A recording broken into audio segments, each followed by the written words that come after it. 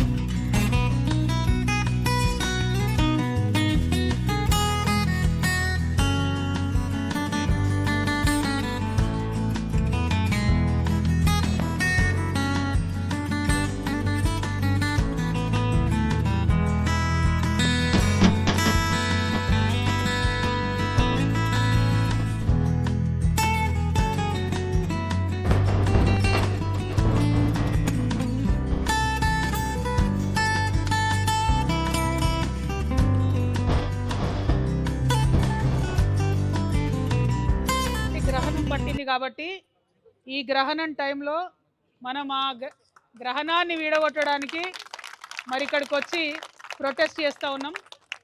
ఎందుకంటే మనం జనం బాటలో భాగంగా అనేక కంప్లైంట్లు ఇచ్చున్నాం హైడ్రాకి, పెద్దవాళ్ళ మీద. కుత్బులాపూర్లో పోయి పేదవాళ్ళ ఇండ్లు గులగొట్టిరు. నిన్నటికి నిన్న ఖమ్మంలో వెలుగుమట్లలో పోయి పేదవాళ్ళ ఇండ్లు గులగొట్టిరు. మూసీ నది చుట్టుపక్కల కూడా పేదవాళ్ళ ఇండ్లు గులగొట్టిరు. కానీ మూసీ నదిలోనే కడుతున్నటువంటి, మన వెనుక కనబడుతున్నటువంటి ఇంత పెద్ద బంగ్లాను మాత్రం హైడ్రా రంగనాథ్ గారికి కనబడతలేదు, సీఎం రేవంత్ రెడ్డి గారికి కనబడతలేదు, ఎవరికి కనబడతలేదు. మీకు కనబడుతుందా లేదా? గ్రహణంతోనేమన్నా కళ్ళు కనబడుకునేమన్నా కనబడుతుంది కదా మనందరికీ. మరి ఎందుకు హైడ్రా కనబడతలేదు? ఇది అది ఇవాళ హైడ్రా రంగనాథ్ గారిని నేను ఫోన్ చేసిన, కలెక్టర్ కాన్ఫరెన్స్లో ఉన్నాను మెసేజ్ పెట్టిరు. నేను మా జాగృతి నాయకులను అడుగుతున్నా, అబ్బా రంగనాథ్ గారు బుల్డోజర్ తీసుకొచ్చే వరకు మనం ఇడు ఉందామా? పక్క ముచ్చట్నా? మళ్ళీ మాట తప్పుతారా? అంతేనా?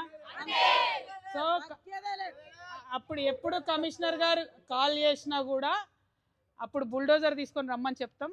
ఇక్కడనే ఉంటాం బుల్డోజర్ తీసుకొని వచ్చేంతవరకు. ఎందుకంటే మనం మన జనం బాటలో 4 నుంచి 5 పెద్ద పెద్ద ఇట్లాంటి బిల్డింగ్లే, నదులను, చెరువులను కబ్జా చేసిన ఇచ్చినాం.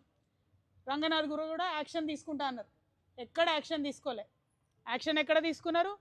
ఖమ్మంలో వెలుగుమట్లలో 600 మంది పేద ప్రజలను అక్రమంగా భూదాన్ ల్యాండ్లకి వెళ్ళి తీసి బయటేసారు. ఖచ్చితంగా ఖమ్మం కూడా పోతాం ఒకరోజు.